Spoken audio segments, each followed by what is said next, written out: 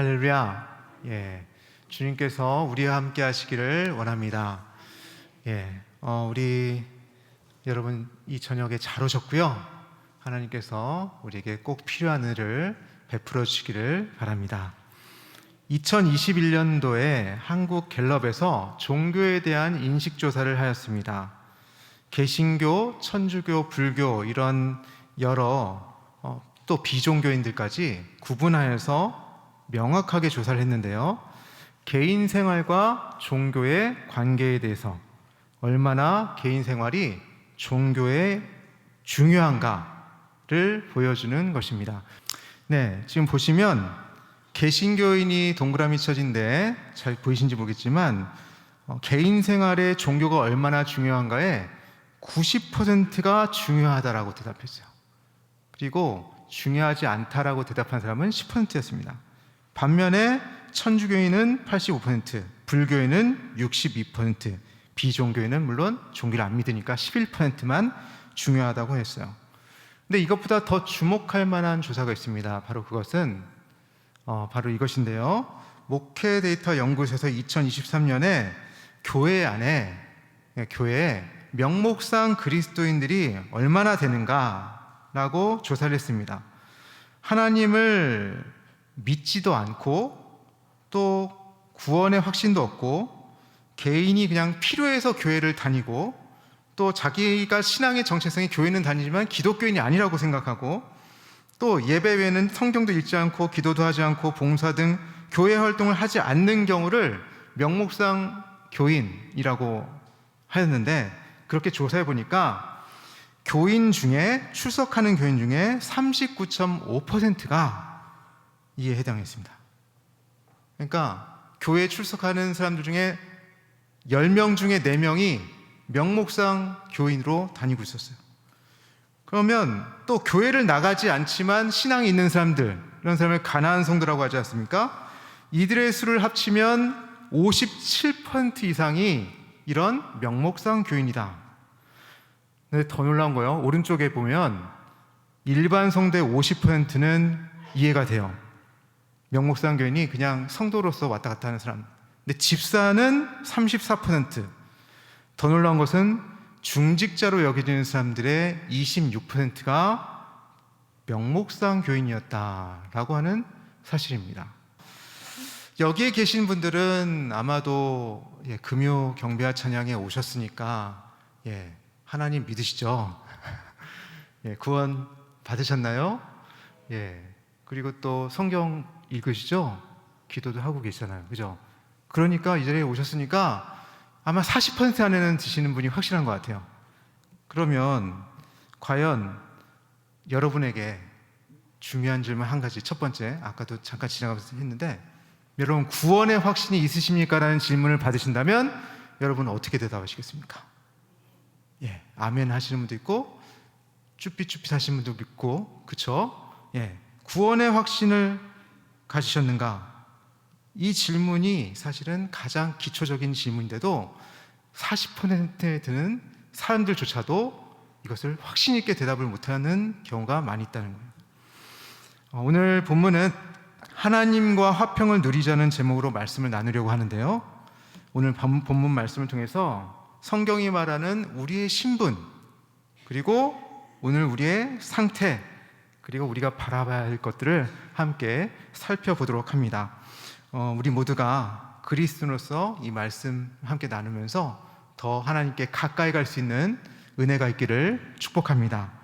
우리 첫 번째로 살펴볼 것은 함께 우리 따라해 볼까요? 같이 한번 읽어보겠습니다. 시작. 우리는 믿음으로 의롭다 하심을 받았습니다. 아멘. 우리는 무엇으로요? 믿음으로 의롭다 하심을 받았습니다. 오늘 본문 말씀 한번 읽겠습니다. 로마서 5장 1절 상반절입니다. 시작. 그러므로 우리가 믿음으로 의롭다 하심을 받았으니. 아멘. 우리가 보다시피 우리는 믿음으로 의롭다 하심을 받았습니다. 그것이 성경의 진술이에요. 여러분 다시 한번 구원의 확신이 있습니까? 라면 그럼 뭐라고 대답해야 됩니까? 방금 우리가 읽었잖아요. 우리는 뭐예요? 믿음으로 의롭다 하심을 받았습니다. 그러면 구원의 확신이 우리는 의롭다 하심을 받았으니까 구원 받았잖아요. 무엇으로요? 믿음으로. 그런데 우리는 이 성경 말씀을 믿는다면 구원 받았습니다라고 해야 되는데 왜 쭈삣쭈삣거리고 있는 거죠, 우리가? 여러분 믿음이 없으십니까? 그 믿음의 내용이 무엇입니까? 우리가 우리를 위해 십자가에 달리신 하나님의 아들이신 예수 그리스도를 나의 구주로 고백한다, 나의 구주로 믿는다. 그 십자가에 달리신 예수님의 구원이 나를 향한 구원의 사건이었다라고 믿는 거잖아요. 그 믿으십니까? 그 믿음이 있으면 뭐라고요? 의롭다 하심을 받았다는 거예요. 성경은 우리가 구원을 받는 것이 우리의 행위나 우리의 공로나 이런 것들이 아니라 전적인 하나님의 은혜로, 하나님께서 독생하신 아들을 보내주셔서 그 아들을 믿는 그 믿음으로 우리는 구원을 받았다고 해요. 하나님께서 아들을 보내시고 그 아들이 우리를 위하여 피 흘리심으로 우리가 죄값을 치렀다. 예수님이 우리의 죄값을 치렀다. 그리고 성령 하나님께서 하나님의 아들 되시는 그 예수님을 우리로 하여금 믿게 하시는 것, 이것이 다 은혜인 거죠. 성부 하나님이 아들을 보내시고 아들이 우리를 위해 십자가를 지시고 성령님께서 우리로 하여금 믿음으로 나아가게 고백하게 하는 것, 이것이 바로 무엇이라고요? 은혜예요. 하나님의 은혜. 값없는, 우리에게 주시는 값없는 하나님의 은혜입니다. 이러한 은혜를 받아들이고 믿기만 하면 되는데 왜 우리는 명목상 그리스도인이 되는 걸까요? 우리 편에서 해야 될 일이 딱 한 가지가 있어요. 그것이 무엇인지 아십니까? 그것이 바로 믿는 거예요. 받아들인 거예요. 우리가 아무리 좋은 것이라 할지라도 그것을 받아들이지 않는다라고 우리가 거부한다면 그것은 우리 것이 아니죠. 부모가 자녀에게 가장 좋은 것으로 선물을 줬습니다. 브랜드로, 엄청난 브랜드로 이 옷 한번 입어봐 하고 너한테 어울릴 거야, 너한테 제일 좋은 옷이야 라고 딱 줬는데 내 스타일이 아닌데? 이걸 딱 거부했어요. 그럼 그거는 그 선물을 받아들이지 못한 자의 책임인 것이죠. 여러분, 바로 우리가 하나님이 주시는 그 은혜의 가치를 모르고 거절한다면 그 하나님의 은혜, 그 하나님의 사랑은 우리의 것이 될 수가 없습니다. 바로 우리가 그 하나님의 은혜를 받아들인다라고 표현하는 것이 믿음입니다. 하나님의 구원은 그렇게 일방적으로 주어지는 것이 아니라 하나님이 다 준비해 주셨는데 단 하나, 우리가 믿는다, 믿음으로 나아가는 그 표현이 있어야 비로소 완성되는 것입니다. 하나님이 이 땅 가운데 오시고 우리 가운데 찾아오시고 우리가 하나님 앞에 나아가 만나는 사건, 그것이 바로 은혜와 믿음인 것이죠. 자, 이제 다시 한번 묻겠습니다. 여러분에게 구원의 확신이 있으십니까? 아까보다는 좀 소리가 좀 커졌는데 한 번 더 물어볼게요. 구원의 확신이 있으십니까? 아멘. 그러면 이제 여러분에게 하나님께서 함께 하시고 구원이 임하여서 비로소 이제 나는 의롭다함을 받은 것이죠. 저와 여러분은 의롭다함을 받은 자리로 나아갔습니다. 자, 그러면 의롭다함을 받았다, 믿음으로 의롭다 하심을 받았다는 이 뜻에서 이 믿음은 하나님의 은혜에 대한 우리의 반응이라고 했습니다. 그리고 의롭다 하신다, 의롭다 하심, 이 자체는 하나님께서 우리의 상태, 신분을 뭘로 바뀌어요?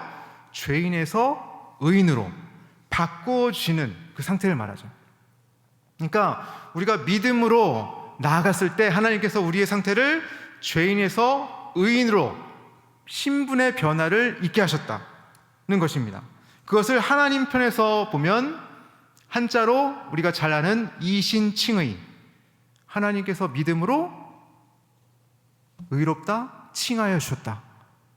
이걸 우리 편에서 보면 이신득의, 우리가 믿음으로 하나님께 의롭다 하심을 얻었다. 이게 되는 것이죠. 그래서 우리가 믿음으로 이신칭의, 이신득의로 나아가게 됩니다. 다시 한번 의롭다 하심은 이게 법정에서 사용하는 법률 용어예요.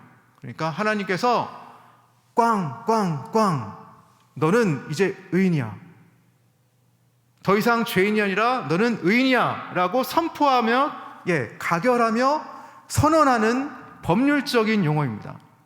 그러면 여러분이 믿음으로 의롭다 하심을 얻는다는 것은 여러분의 신분이, 우리의 신분이 어떻게 되는 것이라고요? 의인으로 선언된다는 거예요. 예수님께서 우리 대신에 십자가를 지심으로 허물 많은 우리의 죄값을 치러주셔서 재판장이신 하나님이 더 이상 우리를 죄인으로 보지 아니하고 의로운 사람으로 선언하여 주신 것입니다. 그런데 그러면 누가 하나님의 그 선언에 반하여 누가 우리를 정죄할 수 있습니까?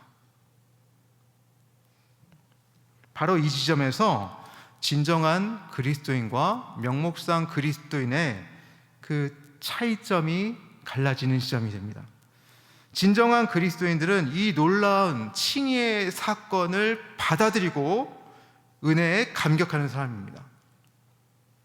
그래서 나 같은 죄인을 살리셨구나 감사를 표현하며 억지로가 아니라 기쁨으로 신앙생활을 하는 사람들입니다.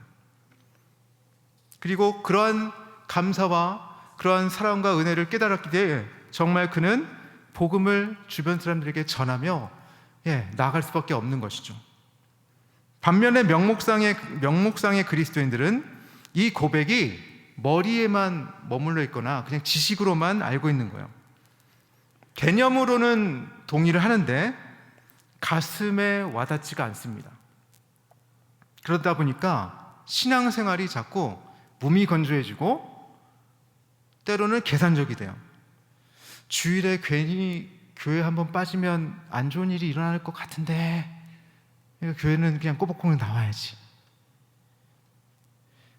헌금을 이만큼 하면 이만큼 배로 갚아주시겠지. 성경에는 30배, 60배, 100배 했는데 그래도 헌금은 드려야지 복음 받지 않겠어? 라고 헌금을 드리죠. 세상에서 성공하려면 교회에 너무 시간을 많이 들이면 안 될 것 같아. 그냥 내가 할 수 있는 최소한의 것만 하자. 적당하게 그렇게 생활하는 것. 이것은 하나님의 은혜를 인격적으로 경험하지 못했기 때문에 행하는 계산적인 행동이라고 볼 수 있습니다. 진정한 그리스도인은 하나님의 은혜를 믿음으로 받아들여 의롭다 하심을 얻은 자들입니다. 오늘 예배하는 우리 모두가 이러한 은혜를, 분명한 은혜를 알게 되었으면 좋겠습니다. 분명한 하나님의 은혜를 깨닫고 구원의 확신 가운데 거하면서 그 감격을 회복하면서 의롭다함을 얻은 사람으로서의 그 영적 신분을 분명히 누리면서 그렇게 살아갈 수 있기를 주님의 이름으로 축복합니다. 두 번째는 하나님과의 화평입니다. 읽어보겠습니다. 시작. 우리는 하나님과 화평을 누린다는 이건 객관적인 상태예요. 아까는 신분의 변화가 있었다면 이제 오늘 우리의 상태를 보여줍니다. 자, 함께 본문을 읽어볼 텐데요. 그러므로 시작. 그러므로 우리 주 예수 그리스도로 말미암아 하나님과 화평을 누리자. 아멘.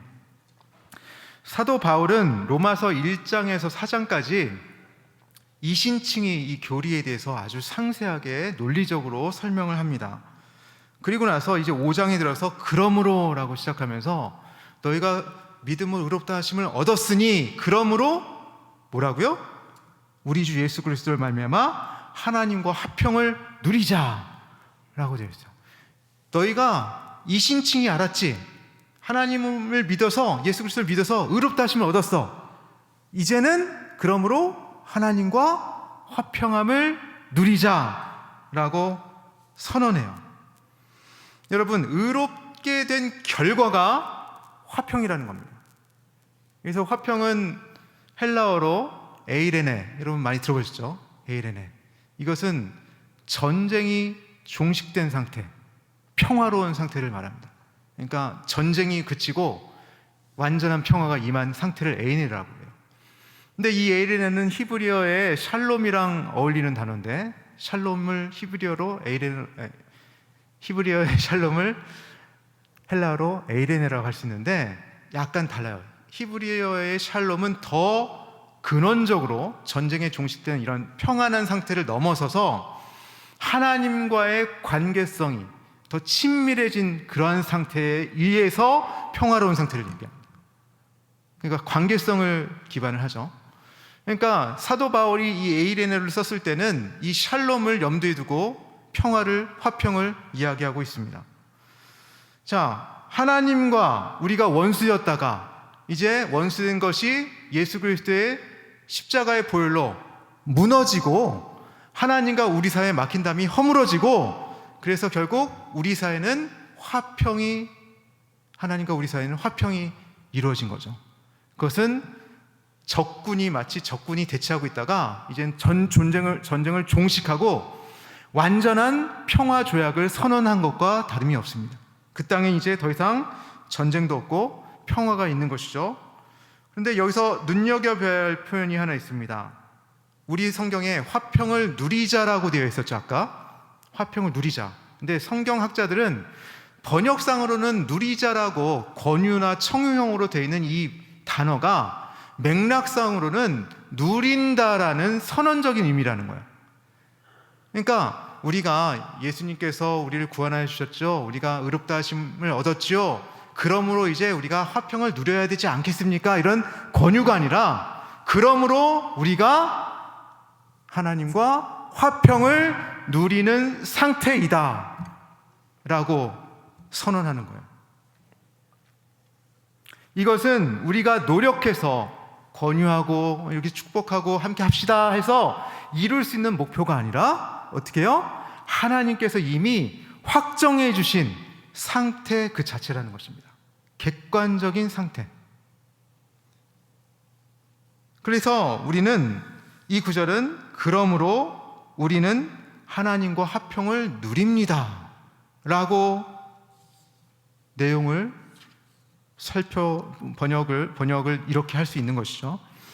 이 화평의 상태는 스스로가 조성할 수 있는 것이 아니라 하나님께서 만들어 놓으신, 이루어 놓으신 그런 영적인, 누구도 흔들 수 없는 토대가 됩니다. 놀이공원에 있는 롤러코스터를 여러분 다 아실 것입니다. 청룡열차도 있고 뭐 티익스프레스도 있고 이런 거 있잖아요. 다 타보시고 또 보셨을 텐데, 여러분 롤러코스터가 올라갈 때 올라가서 어떻게 합니까? 정점에 섰다가 떨어지죠. 네. 그때 두 가지 부류의 사람이 보입니다. 첫 번째 사람, 그래서 안전바를 놓지 못하고 잡고 있다가 눈 감고 있다가 이러면서 떨어지는 사람이 있죠. 왜요? 죽을 것 같아서, 떨어질 것 같아서. 그런 사람이 있어요. 공포에 질려가지고 비명을 지르면서 하면서 떨어지는 사람이 있어요. 근데 또 반면에 착착착착 올라갔다가 이러면서 올라갑니다. 좋아 기대된다 이러면서 올라가서 어떻게 합니까? 쭉 달릴 때 여러분은 어느 편에 속하세요? 저는 전자일까요? 후자일까요? 전자라고 하시는 분들이 있는데 저는 후자 쪽에 속합니다. 네. 저는 가슴을 펴고 두 손을 번쩍 들어서 하나님을 찬양해서 왜 그럴까요? 저는 압니다. 이 롤러코스터가 저를 절대로 떨어뜨리지 않겠다는 것을. 공학적으로 그렇게 설계가 됐고, 그죠? 운동 에너지, 위치 에너지 이렇게 해서 제가 튕겨나가지 않는다는 사실을 알고 있어요. 특별한 정말 큰 사고가 있지 않는 한 절대로 사고하지 않는다. 게다가 안전바가 저를 딱 지키고 있죠. 저는 튕겨나가지 않는다는 사실을 경험적으로도 알고 있고 지식적으로도 알고 있고 무엇보다도 믿음이 있습니다. 저는 놀이공원을 믿어요. 롤러코스터를 믿어요. 그러기에 저는 안전한 것입니다. 여러분, 신앙생활이 이런 롤러코스터 같지 않습니까? 우리가 이렇게 올라갈 때도 있고 언젠가는 떨어질 때가 있는데, 우리가 믿는 대상이 하나님이시면 세상을 주관하시고 온 우주를 만물을 창조하시고 오늘도 지키시고 또 섭리하시며 우리의 일상 가운데 함께 하신 하나님을 믿는다면 우리가 올라갈 때만 믿겠습니까? 떨어진다 할지라도 그 하나님이 나를 지키시고 나와 함께 하신다는 걸 믿기 때문에 우리는 절대로 낭망하지 않고 두려워하지 않고 하나님을 향해 두 팔을 벌릴 수 있는 거예요. 그리고 두렵고 떨리는 마음을 공포에 질려서 그런 게 아니라, 그런 상황 속에서도 그리 아니하실지라도 하나님을 찬양합니다. 고백할 수 있는 것이죠. 그것이 바로 우리 주 예수 그리스도로 말미암아 하나님과 화평을 누리는 상태입니다. 우리는 화평을 누리자 권유하고 청유하고 오늘도 화평을 누려야 돼 마음으로는 아니면서, 그게 아니라 하나님께서 그렇게 만들어주신 그 평화의 상태를 진정으로 살아내고 누릴 수 있어야 된다는 거예요. 사랑하는 성도 여러분, 하나님께서 우리를 잘 아시잖아요. 우리를 가장 좋은 길로 인도하시고 또 우리에게 가장 좋은 것을 예비하신 줄 믿습니다. 가장 안전하게 우리와 동행하시는 그 하나님을 믿음으로 우리가 하나님과 화평을 누리며 오늘을 살아갔으면 좋겠습니다. 세 번째로 한번 읽어보겠습니다. 시작. 우리는 하나님의 영광을 버리고 즐거워합니다. 아멘. 세 번째로 우리는 이로써 하나님의 영광을 바라고 즐거워하게 되었다는 거예요. 우리 2절 말씀 읽어보겠습니다. 시작.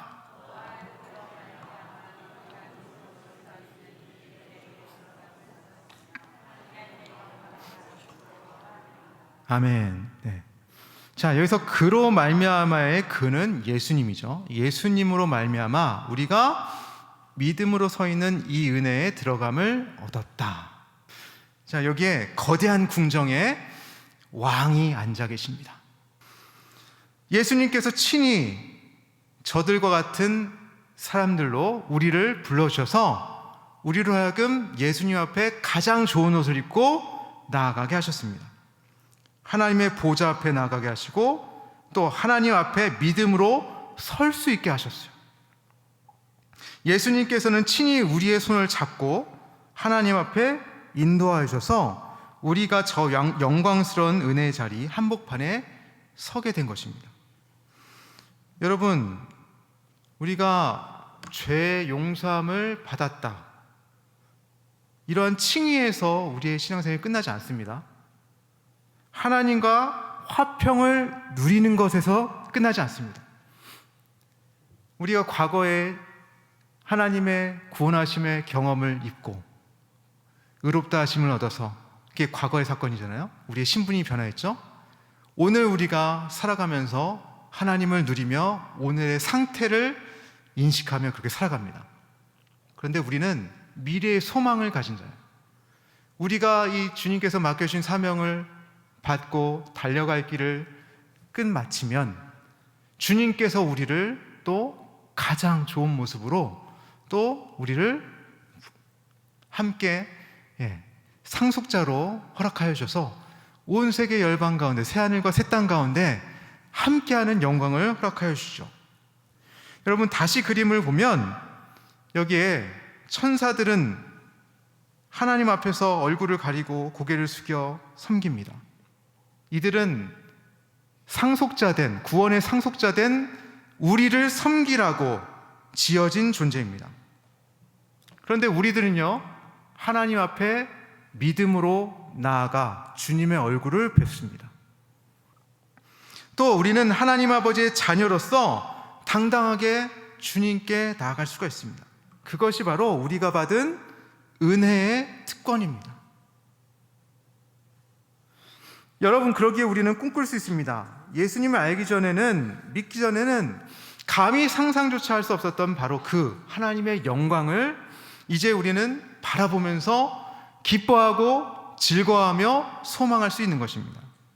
죄인으로서 두려워 떠는 것이 아니라 자녀로서 하나님의 영광을 바라보며 소망 중에 기뻐하는 것, 이 놀라운 특권이 저와 여러분에게 이미 주어져 있음을 분명히 믿음으로 바라볼 수 있는 여러분이 될 수 있길 바랍니다. 말씀을 맺겠습니다.